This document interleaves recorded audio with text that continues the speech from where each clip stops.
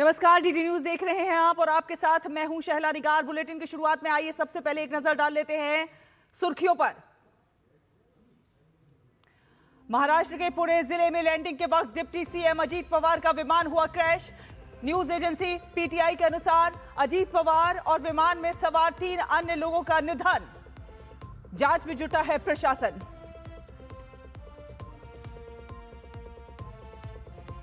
राष्ट्रपति के अभिभाषण से शुरू होगा आज संसद का बजट सत्र। सुचारू कामकाज के लिए सरकार ने विपक्ष से मांगा सहयोग। इंडी गठबंधन आज तय करेगा अपने मुद्दे और रणनीति।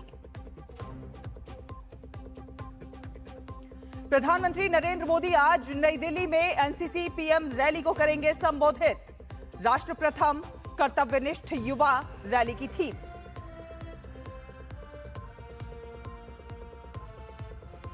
चुनाव से पहले मिशन बंगाल पर नितिन नवीन की दो टूक। विकसित बंगाल के लिए दृढ़ संकल्पित है बीजेपी।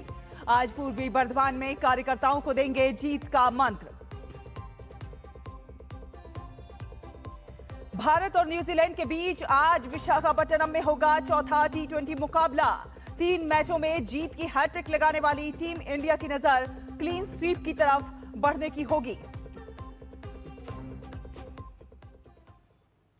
और इस समय महाराष्ट्र से एक बड़ी खबर आ रही है। जी हां, बड़ी खबर आपको बता दें, डिप्टी सीएम अजीत पवार का विमान क्रैश हो गया है। जी हां, अजीत पवार का विमान क्रैश हो गया है और हादसे में अजीत पवार का निधन हो गया है। पीटीआई के हवाले से यह खबर हम आप तक पहुंचा रहे हैं। बारामती में लैंडिंग के दौरान ये पूरा हादसा हुआ है। पुणे जिले में विमान दुर्घटना में महाराष्ट्र के उप मुख्यमंत्री अजीत पवार समेत विमान में सवार 3 अन्य लोगों की मौत हो गई है। सूत्रों के अनुसार, पीटीआई के अनुसार हम ये खबर आप तक पहुंचा रहे हैं। महाराष्ट्र से इस समय की बड़ी खबर, डिप्टी सीएम अजीत पवार का विमान क्रैश हो गया है। हादसे में अजीत पवार का निधन हो गया है। पुणे जिले में विमान दुर्घटना हुई है। महाराष्ट्र के उप मुख्यमंत्री अजीत पवार समेत विमान में सवार 3 अन्य लोगों की मौत की खबर मिल रही है। दुखद हादसा, ये तस्वीरें भी हम आप तक पहुंचा रहे हैं। आप देख सकते हैं धुआं उठते हुए इस विमान से, किस तरह से ये विमान क्रैश हुआ है।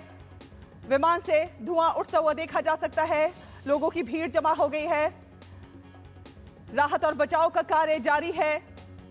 विमान में 3 अन्य लोग भी मौजूद थे जिनकी मौत की खबर मिल रही है। तापस भट्टाचार्य ज्यादा जानकारी के साथ हमारे साथ जुड़ रहे हैं। तापस, कैसे हुआ यह हादसा? अभी की ताजा अपडेट क्या कुछ है?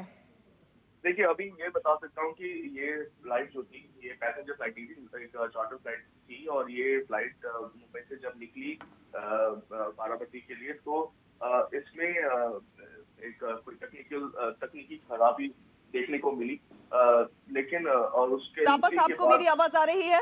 जी बिल्कुल, मेरे को आपकी आवाज आ रही है। आपको क्या मेरी आवाज आ रही है? क्या आपको मेरी आवाज आ रही है? Hello hello hello hello hello hello hello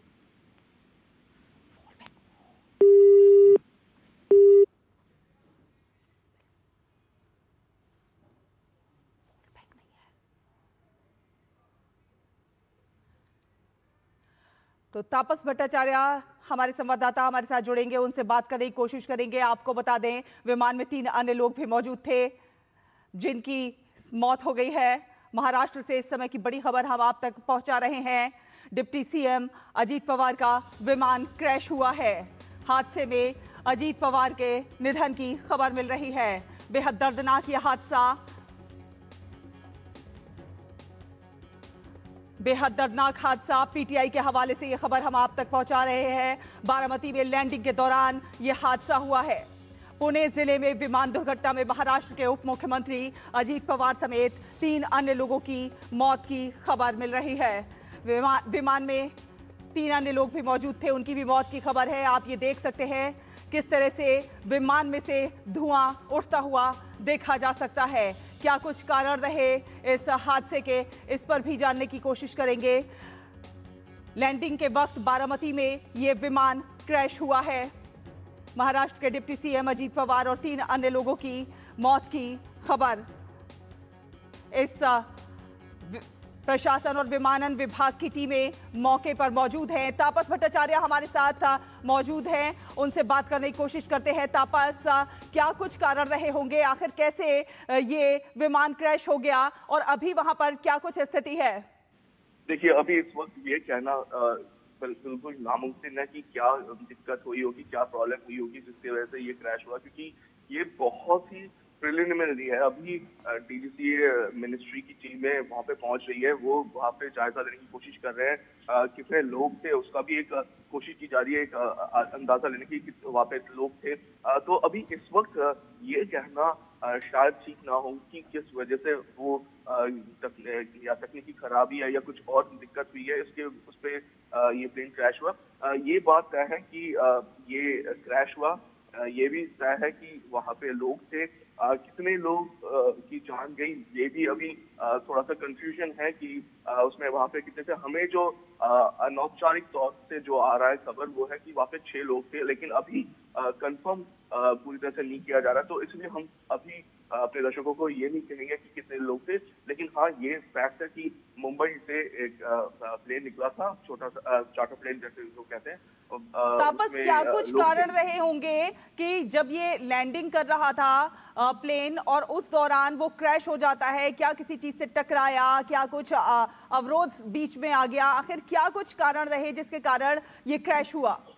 शाला, मैंने अभी आपको कहा कि ये इस वक्त बता पाना बिल्कुल नामुमकिन है, क्योंकि इस वक्त ये खबर अभी आई है। अभी जो टीमें पहुंची है तो वो उसका जायजा लेगी कि क्या हुआ होगा। एक इन्वेस्टिगेशन होता है, ब्लैक बॉक्स, जैसे हमने एयर इंडिया क्रैश के टाइम भी कहा था कि ब्लैक बॉक्स होता है, तो उस इसमें भी एक ब्लैक बॉक्स होगा। तो उससे उसको निकालने के बाद इसको पता चल पाएगा कि वहां पे हुआ क्या था, जिसकी वजह से ये क्रैश हुआ।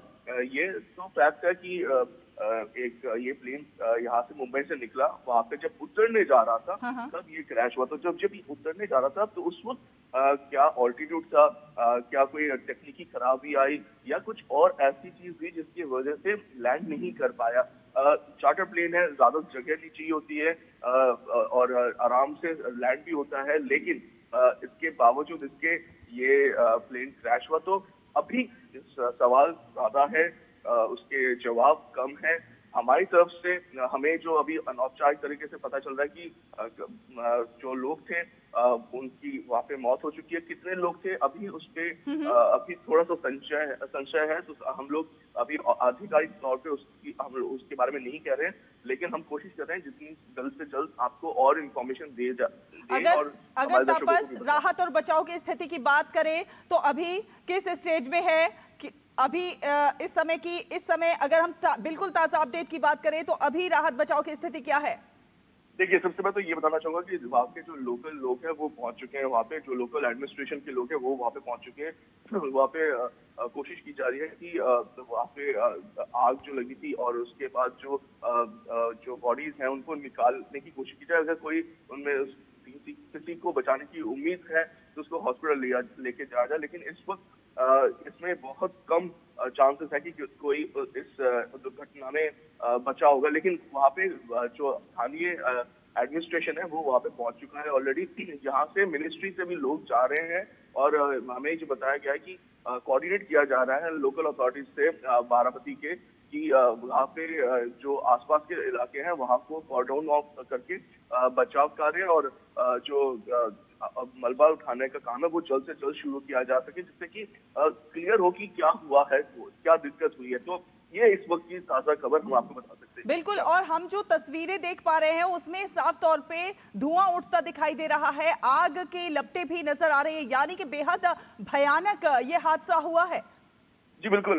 जो हमें बताया जा रहा था कि शायद एक बारामती में एक ये क्या कहते हैं एक इवेंट था करीब 9:15 करीब, जिसमें अजित पवार जी को जाना था, जो डेप्यूटी चीफ मिनिस्टर है उनको जाना था। तो उसी में थे। अब पता अभी ये जो चीज है कि उनको हॉस्पिटल लेके गए हैं, क्या है मतलब वहाँ पे क्या चीजें और हो रही है ये अभी हमारे लिए औपचारिक तरीके से बताना थोड़ा सा मुश्किल जरूर है, क्योंकि अभी हम लोग खुद उस जगह पे नहीं पहुंचे हैं। लेकिन जो अभी तो पता चल रहा है कि जो लोकल अथॉरिटीज है वो उस पर लगातार काम कर रही है, कोशिश की जा रही है कि जल्द से जल्द लोगों को वहाँ पे बताया जा सके कि वहाँ पे एक कॉर्डन ऑफ कर दिया गया है, और जो लोग हैं वहाँ पे कोशिश कर रहे हैं कि जो भी लोग अगर वहाँ पे बचने की हालत में हैं या उनको हॉस्पिटल लेके जा सकते हैं, वहाँ पे हॉस्पिटल लेके जाया जा रहा है इस वक्त। तो लोकल अथॉरिटीज वहाँ पे जो अ, जो लोग हैं उनको हॉस्पिटल लेके जाने की कोशिश कर रहे हैं। अब ये हम लोग जानने की कोशिश कर रहे हैं कि क्या जो लोग हैं उन सारे सबकी मृत्यु हो गई है या कुछ लोग बचे हैं। हम लोग अभी भी कोशिश कर रहे हैं उसको पता लगाने की, लेकिन मैं आपको एक्सपीरियंस से बता सकता हूँ कि बहुत मुश्किल होता है अगर इस तरीके का क्रैश होता है। किसी का बच पाना बहुत मुश्किल होता है। हमने देखा था कि जब एयर इंडिया का क्रैश हुआ था तो एक आदमी बचा था, एक तरह से मिरेकल हुआ था। तो ये देखना पड़ेगा कि यहाँ पे कितने लोग हैं, यहाँ पे किस तरीके से हो रहा है। तो ये एक अहम चीज हमें पता करनी पड़ेगी। अभी हमारे पास इतना हाँ, इंफॉर्मेशन नहीं है, तो हम लोग देख रहे हैं कि इसको किस तरीके से किया जा सकता है। तापस आप बने रहिए हमारे साथ। मुंबई से योगेश शीतल भी जुड़ गए हैं। योगेश, ताजा अपडेट्स अगर अभी की हम जानना चाहें, अभी क्या कुछ स्थिति है राहत बचाव की, और किस तरह का वहां पर माहौल है, किस तरह से राहत बचाव आगे बढ़ रहा है? देखिए शहरा, सुबह की ये दुर्घटना हुई है और ये जो है इसकी पुष्टि भी डीजीसीए के द्वारा कर दी गई है। अजीत पवार जो उप मुख्यमंत्री थे महाराष्ट्र के, वो अब नहीं रहे। उसके साथ में जो है 3 लोगों की ऑफिशियल जो है वो कंफर्मेशन मिली है। लेकिन जो डीजीसीए के सूत्र हैं, ये आंकड़े जो है वो 6 तक जा सकते हैं, क्योंकि अलग अलग स्रोतों से अलग अलग इंफॉर्मेशन मिल रही है। कारण की अभी जांच फिलहाल चल रही है, लेकिन शुरुआती जो जांच है उसमें यही सामने आया है कि जो चॉपर था उसने जो नियंत्रण था वो नियंत्रण जो है वो खो गया था। इसके अलावा जो प्रतिक्रियाएं हैं वो भी यहाँ से जो है वो आनी शुरू हो गई हैं। जो अलग अलग पार्टी हैं, जैसे कि शिवसेना की तरफ से जो उवाटा ग्रुप है, वहां से जो है संजय राउत का भी बयान आया है, जो उन्होंने कहा है कि ये महाराष्ट्र के लिए जो है वो काला दिन रहेगा आज का दिन। और इसके अलावा मैं आपको बोलूं तो संदीप सिंह गिल, जो कि पुलिस अधीक्षक है पुणे ग्रामीण के, उन्होंने कहा है, उनकी जो है उन्होंने प्रतिक्रिया दी है। उन्होंने कहा है कि जो अपघात है वो विमान को काफी नुकसान हुआ है और 3 जो मृतदेह है हाँ। वो निकाला गया है और तीनों को हॉस्पिटल जो है वो जो आगे की प्रक्रिया है उसके लिए वहां पर ले जाया गया है। तो कुल मिलाकर जो है इस तरीके की घटना है। 4 बजे जो है एक उनकी एक मीटिंग थी। ऐसा कहा जा रहा है कि वहां पे बारामती में मीटिंग थी, उसको वो अटेंड करने वाले थे। और चूंकि हम जानते हैं कि पवार जो पूरा पवार फैमिली का अगर देख ले तो बारामती गढ़ रहा है। उनकी राजनीति को देख ले, उनकी को देख ले, उनकी जो पूरी नीति निर्धारण होता था बेसिकली वो बारामती से था। तो ऐसे में जो है बारामती के लिए एक बहुत ही बड़ा झटका वाला दिन, बिल्कुल बारामती के लिए झटका है। महाराष्ट्र की राजनीति के लिए भी हम कह सकते हैं कि बहुत बड़ा झटका है, काला दिन हम इसे कह सकते हैं, क्योंकि एक कुशल जो है वो नेता थे और जनता उनसे प्यार करती थी। काफी अच्छा उनका राजनीतिक अनुभव रहा है अजीत पवार का, और ऐसे में प्लेन क्रैश में उनकी मृत्यु हो जाना सचमुच दुखद है। और आज भी वो 4 सभाओं में शामिल होने के लिए जा रहे थे। बिल्कुल शैला, आपने सही कहा। जो इनका अगर आप देखें तो लगातार जो है लोगों के संपर्क में रहते थे। और अभी तो खैर जो सिविक बॉडी है उसका इलेक्शन भी हुआ था और अभी जो चुनाव का माहौल है वो यहाँ पे चल रहा था। ऐसे में ये दुर्घटना जो है वो निश्चित तौर पे खास करके जो पार्टी से जुड़े लोग होते हैं, जो अप्रत्यक्ष या प्रत्यक्ष रूप से पार्टी के लिए काम करते हैं, उनके लिए काफी जो है वो मतलब डिस्टर्बिंग रहा आज का दिन। और अगर इसके आप मोटा मोटी अगर तौर पर देखें तो यहाँ से राजनीति से बहुत ही गहरे तौर पर जुड़े हुए थे।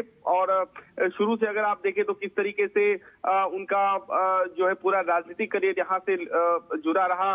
चाहे वो पहले कांग्रेस में, मतलब जिस तरीके से वो जब शरद पवार जब कांग्रेस में थे तब उन्होंने अपना पॉलिटिक्स वहां पे फिर शुरू किया था। कोऑपरेटिव शुगर फैक्ट्री जो कि पश्चिमी महाराष्ट्र का बेसिकली बेल्ट माना जाता है, चाहे आप पुणे की बात कर लीजिए, अहमदनगर की बात कर लीजिए, बारामती की बात कर लीजिए, जो पूरा पश्चिमी महाराष्ट्र है, कोल्हापुर, सांगली, वहां पे जिस तरीके का शुगर बेल्ट है या जिस तरीके का कोऑपरेटिव सेक्टर है, वहां पे उनका जबरदस्त दबदबा था।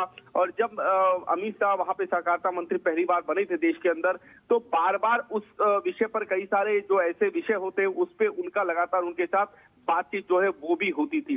1991 में अगर आप देखें तो वो जिस तरीके से पहली बार बारामती पार्लियामेंट्री कंस्टिट्यूंसी से आए थे, फिर बाद में अलग अलग मंत्रालय में भी उन्होंने रहे। उसके बाद फिर जो है उनका पूरा राजनीतिक करियर अगर देखें तो उतार चढ़ाव से भरा हुआ रहा, लेकिन जो लोगों से उनका जुड़ाव था वो हमेशा से रहा। अभी जो घटनास्थल की जानकारी मैं आपको दे दूं तो वहां पे बहुत बड़ी संख्या में जो स्थानीय नेता हैं, जो पालक मंत्री हैं, जो हर पार्टी के नेता है, वो वहां पे बहुत जो है वो वहां पे पहुंच रहे हैं। तो कुल मिलाकर अगर आप देखें तो आज का दिन अगर देखें तो महाराष्ट्र के लिए काफी सेटबैक है। और अभी अगर ऑफिशियल की बात करें तो डीजीसीए की तरफ से 6 मौत की पुष्टि हो चुकी है। अब आगे है इसमें कि दुर्घटना क्यों हुई, क्या कारण थे, लगता है उसकी जांच में थोड़ा वक्त लगेगा। और जो आधिकारिक जो सूचना है योगेश, ये जो 6 लोग जिनकी मौत की पुष्टि हो रही है प्लेन क्रैश में, क्या ये लोग उनके पर्सनल असिस्टेंट, सुरक्षा कर्मी, प्लेन स्टाफ थे या फिर और भी लोग थे जो साथ में गए थे? देखिए सहला, इस बारे में जो पूरी जानकारी है पुलिस की तरफ से, मुझे लगता है पुलिस की तरफ से इस मामले में कोई स्टेटमेंट आएगा, क्योंकि जो बॉडी होती है यूजुअली एक्सीडेंट के बाद वो सीधा पहले हॉस्पिटल जाती है, पोस्टमार्टम जो आगे की प्रक्रिया होती है उसके लिए जाती है। अभी जो महाराष्ट्र सरकार की तरफ से या डीजीसीए की तरफ से अभी फिलहाल इस मामले में कोई औपचारिक जो जानकारी है वो थोड़ी देर में मुझे लगता है तस्वीरें ज्यादा साफ हो पाएगी, क्योंकि अभी सिर्फ जो दुर्घटना हुई है उसकी जानकारी अभी निकल के आई है और उसकी पुष्टि अभी हुई है। तो मुझे लगता है थोड़ी देर में चीजें और साफ हो जाएगी।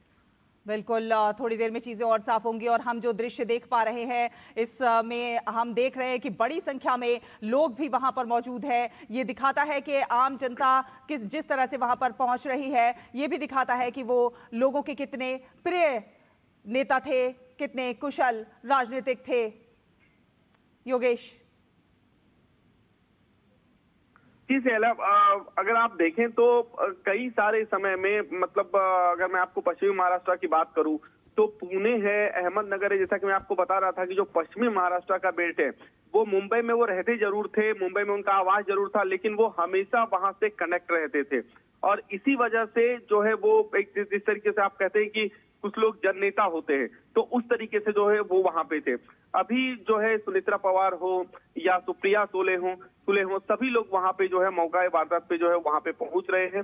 और कोशिश की जा रही है कि क्या इंफॉर्मेशन है वो निकले। और बीच में जो है जो महाराष्ट्र की तरफ से, जो सरकार की तरफ से, मुझे लगता है कि अभी आगे जो जहां तक पुष्टि की बात है कि स्टेप बाय स्टेप क्या हुआ, चीजें कैसी हुई, टेक्निकल स्लैग कहाँ पे था, वो मुझे लगता है चीजें जो है वो साफ हो गया। और हमने देखा है देश में विमान दुर्घटनाओं में देश ने बहुत सारे जो अच्छे नेता हैं, बहुत सारे नेता जो देश के हैं, उनको देश ने गंवा दिया है। तो अगर आप देखें तो इस श्रृंखला में ये एक अगली कड़ी होगी जो कि बहुत ही धक्कादायक है, जो कि बहुत ही ज्यादा फ्रस्ट्रेटिंग है ऐसे सिचुएशन में जब अभी जो है चुनाव में वो काफी सक्रिय थे। कई जगह उन लोगों की सभाएं हमने भी जो है वो अटेंड की थी, सभाओं में हम जाते थे, उनकी बातें सुनते थे। और कई सारे जो निगोशिएशन होते थे, चाहे वो कॉर्पोरेट के हों, चाहे वो जो है देश से जुड़े हुए जो एमओयू साइन हो, उसमें अजीत पवार आगे रहते थे। और बहुत सारी, क्योंकि उनकी राजनीतिक जो मूर्धन्यता थी वो इतनी थी कि उनसे सलाह ली जाती थी कि वो खास करके किसानों के मामले पे हो या गन्ने किसान के मामले पे हो, या फिर अब रिसेंटली जब मराठवाड़ा में जब सिचुएशन ड्रास्टिक हुआ था फ्लड की वजह से, वहां पे हो, तो अजीत पवार यहाँ पर आगे रहते थे। कोई भी जब समिति बनती थी तो वो वहां पे जरूर उसमें होते थे, उनकी सलाह ली जाती थी, उनके अनुभवों का लाभ लिया जाता था किसी नीति का निर्धारण करने से पहले। तो कुल मिलाकर अगर आप देखें तो जैसा मैंने आपको कहा कि महाराष्ट्र के लिए जो है बहुत ही ये विपदा का क्षण है।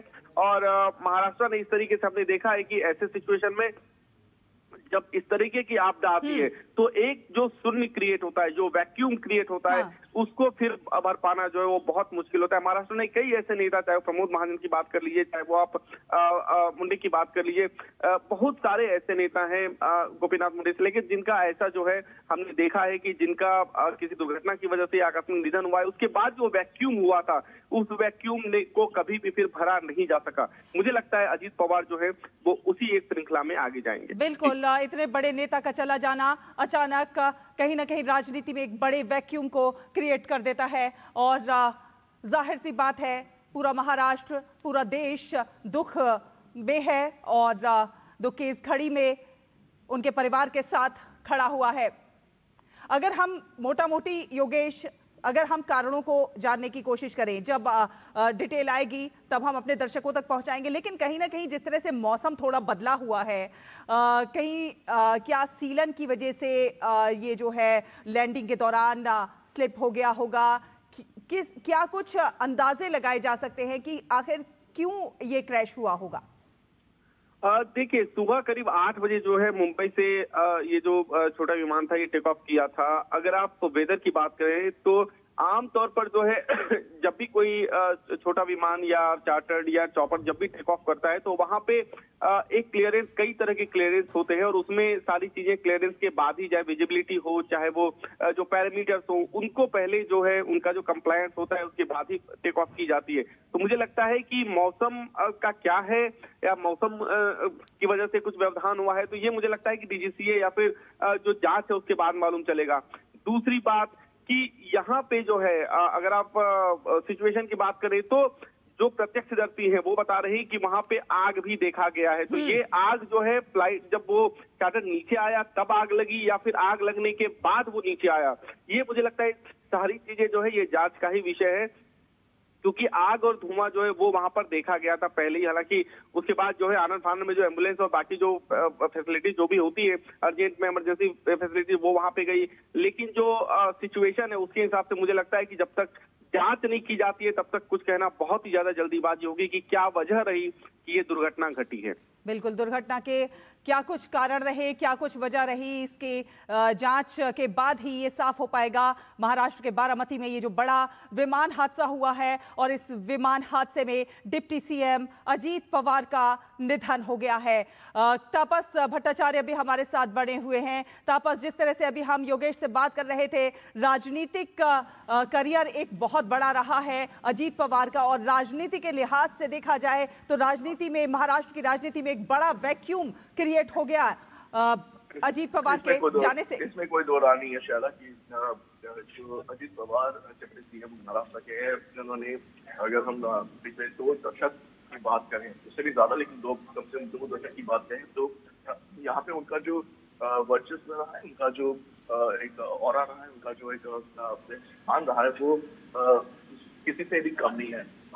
उनके हम बात करें तो जिस तरीके से उन्होंने एनसीपी को आगे लेके गए हैं, जिस तरीके से उन्होंने महाराष्ट्र पॉलिटिक्स में बीजेपी के साथ एक गठबंधन बनाया जिससे महाराष्ट्र के लोगों का भला हो, वो सच में काबिल तारीफ है। और ये दर्शाता है कि जब एक लीडर आता है तो उससे क्या फायदा मिल सकता है। तो अभी जैसे यूनियन गवर्नमेंट में भी जितने भी टॉप लीडरशिप है वो उनको जानते हैं। इनफैक्ट हमें अभी खबर आ रही कि शायद जो टॉप लीडरशिप है गवर्नमेंट की वो सीएम फडणवीस से भी बात कर सकती है, तो बहुत जल्दी उससे भी हमें अभी क्लैरिटी मिल जाएगी कि वो कब बात हुई है। लेकिन अभी जो हमें पता चल रहा है कि ये एक सच में दुखद घटना है, और जैसे मैंने कहा कि ये इस गवर्नमेंट में चाहिए लॉन्गेस्ट सर्विंग डेप्यूटी सीएम रहे हैं महाराष्ट्र के, और ये इसमें कोई दो राय नहीं है कि कहीं भी कुछ भी होता है महाराष्ट्र की पॉलिटिक्स में तो उसका एक बहुत मेजर उसमें ये रहता है। और अभी तारीख अभी हम आपको बता दें, इनफैक्ट मैं ब्रेकिंग करना चाहूंगा सबसे यहाँ पे, प्लीज यहाँ पे अगर टीम में लोग हैं पैनल से प्लीज उसको चलाएं। ब्रेकिंग आ रही है कि महाराष्ट्र चीफ मिनिस्टर अजीत पवार की मौत की पुष्टि ऑफिशियली आधिकारिक तौर से कर दी गई है।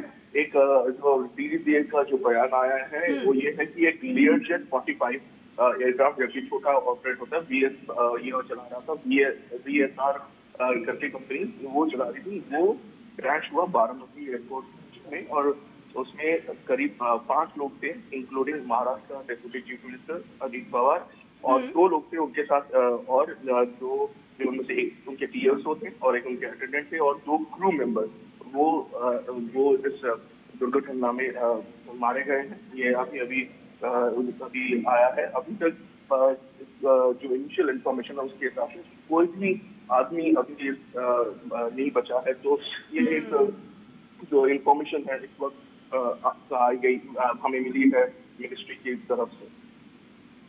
बेहद दुखद ये पूरा हादसा योगेश, प्रशासन और विमानन विभाग की भी जो टीमें हैं वो वहां मौके पर मौजूद हैं और राहत बचाव का काम चल रहा है। क्या कुछ अभी तक निकलकर सामने आता हुआ नजर आ रहा है? ये चीजें जैसा तपीश भी मेरे सहयोगी बता रहे थे कि ऑफिशियली कंफर्मेशन ऑलरेडी हो चुकी है। अब जो बाकी आगे की जो कार्यप्रणाली होती है वो फिलहाल जो सरकारी चीजें होती है वो अभी आगे चलेगी। जो जांच का विषय है, जैसा कि हम जानते हैं कि इनिशियल जांच होती है, फिर उसके बाद एक कमेटी बैठेगी जो कि डीजीसीए के नेतृत्व में होगी, जो कि चीजों के हर पहलुओं को देखेगी और इस तरीके से जो है वो जांच की जो है वो गति आगे बढ़ेगी। इस बीच जैसा कि हम आपको बता रहे थे, जिस तरीके हमारी बात हो रही थी कि अजीत पवार के जाने के बाद का जो वैक्यूम है वो कितना डिफिकल्ट होगा उसको फिल करना, उसको ब्रीच करना। अगर आप देखें, अगर आप महाराष्ट्र के अगर आप इतिहास को उठाएं तो कई सारे यहाँ पे ट्रांजिशनल पीरियड रहे। मतलब जिस तरीके से पहले कपड़े मिल होते थे मुंबई में और बाकी जगहों पर, खास करके वो किस तरीके से जो है रियल एस्टेट का बूस्ट हुआ। और फिर जब 1991 का दौरा है, जब ग्लोबलाइजेशन हुआ, उदारीकरण, मंडलीकरण जो है वहां से जब शुरू हुई है, उसके बाद जो मिल्क यूनियंस थे, वेरियस कोऑपरेटिव सोसाइटी, फैक्ट्रीज थी, जो इन सब चीजों का जो उभार हुआ था, उसके आप कह सकते हैं कि जिस तरीके से शरद पवार आगे थे, उसके बाद उनके पद चिन्ह पर चलते हुए अजीत पवार जो है उन्होंने काफी बड़ी जवाबदेहियां जो है वो उन्होंने निभाई थी। चाहे वो कोऑपरेटिव बैंक की बात कीजिए, मैंने आपसे कहा कि मिल्क यूनियन है, कोऑपरेटिव सोसाइटीज है, शुगर फैक्ट्रीज है, इन सब चीजों को की समझ जो है वो उनमें बहुत ही गहराई से थी और यही वजह थी कि उनको लोगों से कनेक्टेड माना गया था। हमेशा वो पंक्चुअल रहते थे। अगर आप कभी उनका, जैसे हम लोग उनका जब कभी भी कार्यक्रम अटेंड करते थे, चाहे वो रैली हो, चाहे वो प्रेस कॉन्फ्रेंस हो, चाहे वो किसी और तरह का इवेंट हो, उनको हमेशा हम लोग पंक्चुअल देखते थे। वो समय के काफी पाबंद थे, पंक्चुअल रहते थे, कम बोलते थे। दूसरी बात अगर आप देखें तो लोगों के प्रति काफी एक्सेसिबल थे वो। अगर कभी हम लोग वहां पे पार्टी, कई सारे जो है हमारे अनुभव उनके साथ है, जब जैसे प्रेस कॉन्फ्रेंस खत्म हो गया उसके बाद कुछ बातें करनी या कुछ चीजें पूछनी या कुछ चीजें जाननी है, मसलन की आगे की रणनीति क्या होगी या आगे का जो टाइमलाइन है वो क्या होगा, रूपरेखा क्या है, तो उस मामले में जो है वो के जो है बात करते थे। और आपको कभी ऐसा नहीं लगता कि वो आदमी जो है एक वीआईपी कैटेगरी के, वीआईपी जो कवच है उसके अंदर रहता है और आपको उससे मिलने के लिए जो है 3-4 लोगों के माध्यम से होके गुजरना पड़ता है।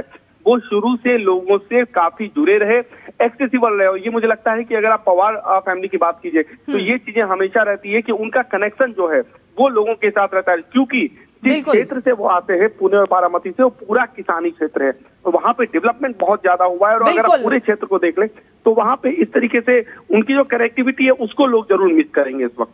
बिल्कुल, राजनीतिक तौर पे काफी सक्रिय, लोगों के प्रिय अजीत पवार अब नहीं रहे। डिप्टी सीएम अजीत पवार का विमान क्रैश में उनका निधन हो गया।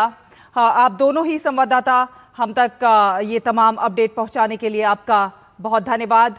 एक छोटे से ब्रेक के लिए यहां पर रुकेंगे।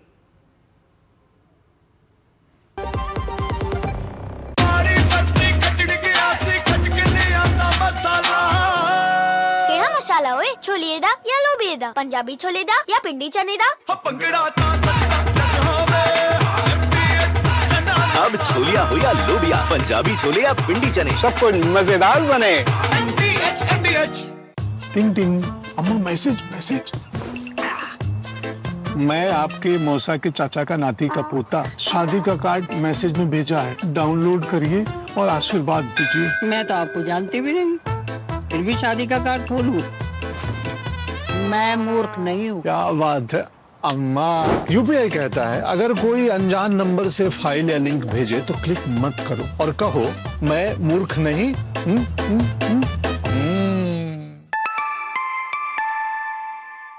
जाइए आप भी किसी का टेस्ट लीजिए।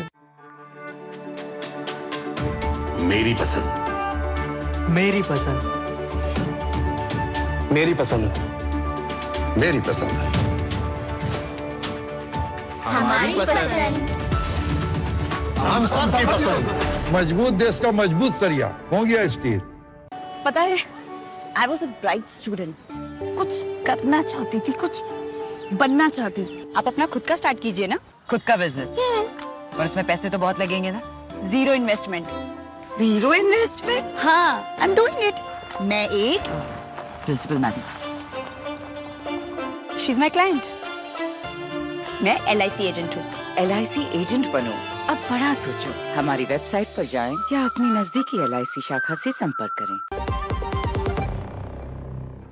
के बाद स्वागत है, डीडी न्यूज़ देख रहे हैं आप। आपको बता दें कि एक बार फिर से छात्रों का पसंदीदा परीक्षा पे चर्चा वापस आ गया है और इस बार पीएम मोदी ने दिल्ली के साथ साथ तमिलनाडु के कोयम्बटूर, छत्तीसगढ़ के रायपुर, गुजरात के देवमोगरा और असम के गुवाहाटी के छात्रों से सीधे बातचीत की है। इस साल परीक्षा पे चर्चा से जुड़ने वालों की कुल संख्या 6,76,00,000 से ज्यादा हो गई है। नमस्ते बेटा।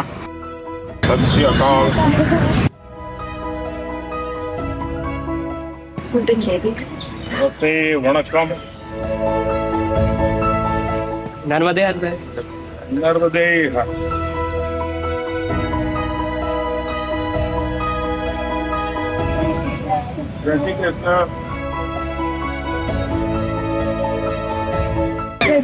जय जगन्नाथ।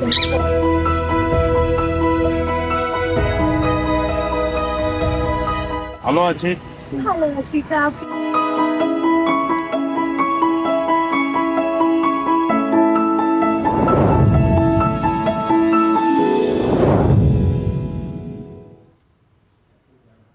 तो इसी के साथ इस बुलेटिन में फिलहाल इतना ही। डीडी न्यूज़ पर खबरों का सफर लगातार जारी है। आप देखते रहिए डीडी न्यूज़। नमस्कार।